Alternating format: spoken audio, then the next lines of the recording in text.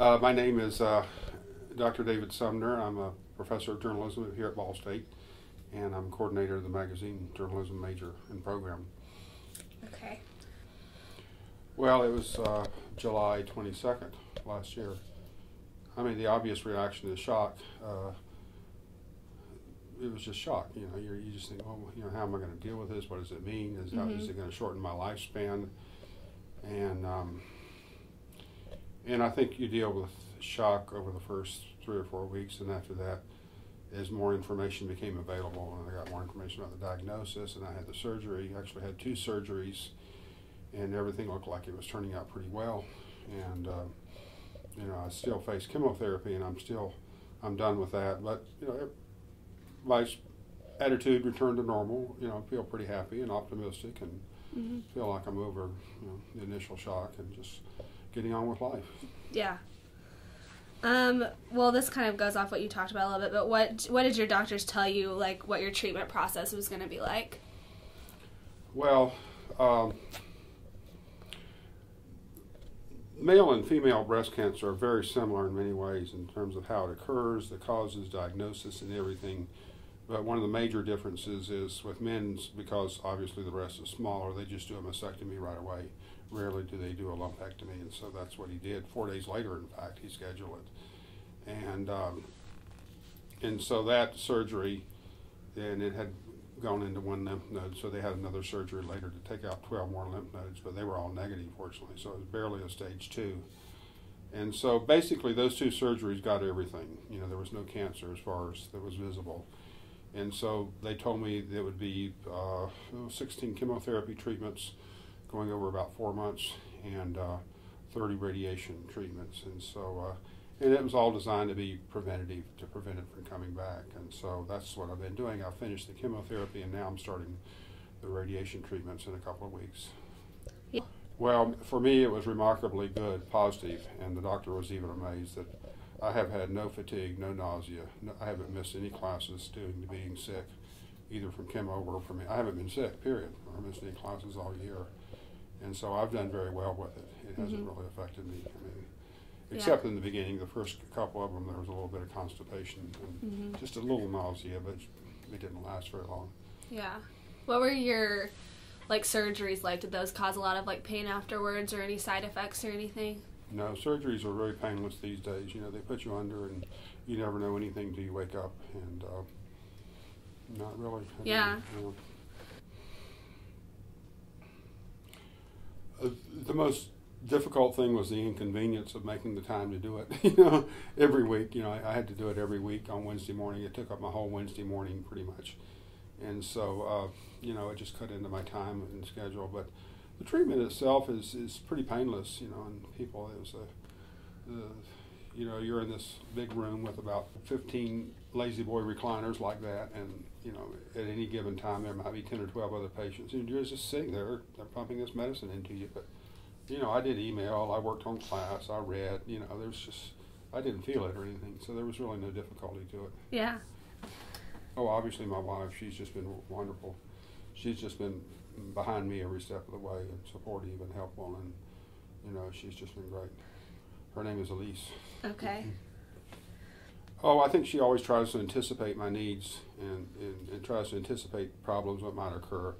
She always wanted to meet with the doctors when I did, so because she would think of questions that I didn't.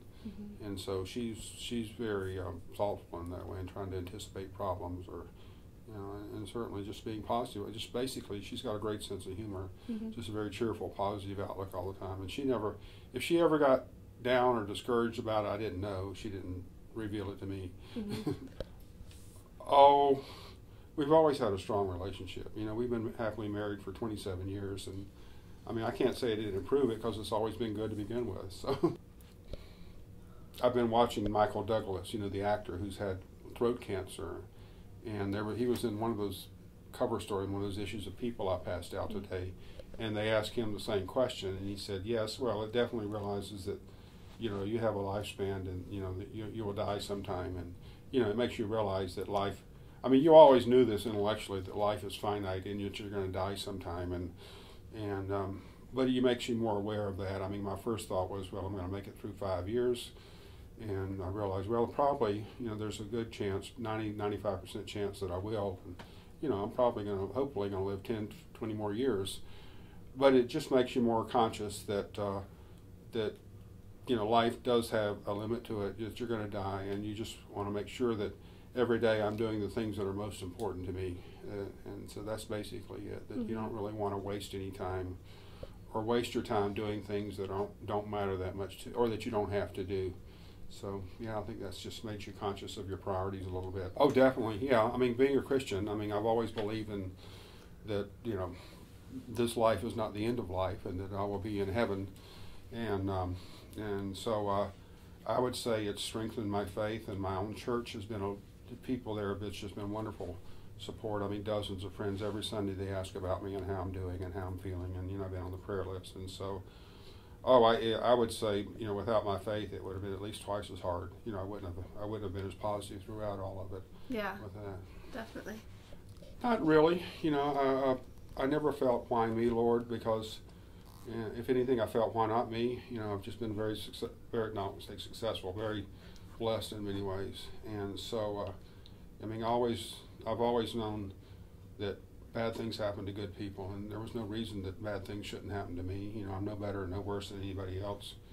And so I wouldn't say, it's never really caused me to question. Yeah, I love running and exercising, and I go to the gym at least 3 times a week usually, and run and lift weights once a week. And so I ran I ran for an hour this morning, which would have been about 5 miles probably for me.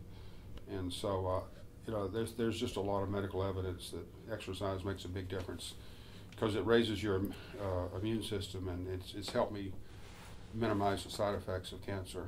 And the other thing is adopting a diet that's more cancer healthy, which is complicated to explain in a few sentences, but it's increasing my vegetables and fruits and decreasing meats and increasing seafood. There's a couple of supplements I take. So there's certain foods that encourage the growth of cancer cells, and I try to avoid those. And there's certain foods that discourage the growth of cancer cells, and I try to eat a lot of those. Yeah, definitely. Well, it's rare, but not that rare. It happens, I think, 1% of all cases, which means about 2,000 cases a year in the U.S.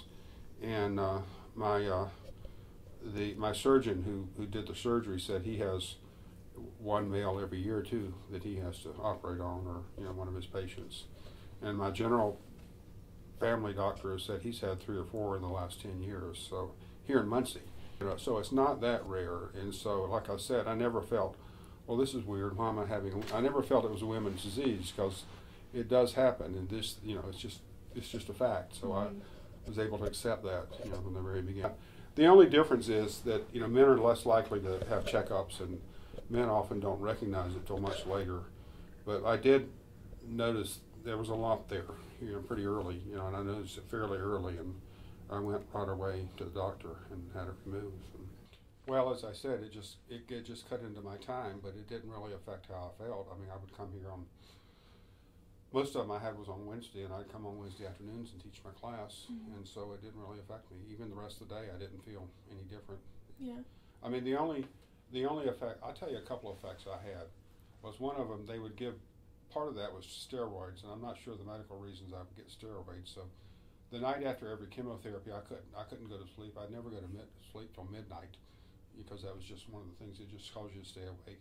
Another one, which I can show you, is it's caused my nails. Let's see my nails. Yeah. It's caused chemo causes the rapidly reproducing cells to die, and that's the cancer cells. But your hair is one of those that rapidly reproduce, and so that's why you lose your hair and your nails, and that's why it caused my nails to start dying. They've been very, the department chair wrote, let me know if you need any time off. You can have any time, and if you have to miss any classes, we'll get somebody to teach for you. But I haven't had to do that. But everybody's been nice, and they ask about me and so forth.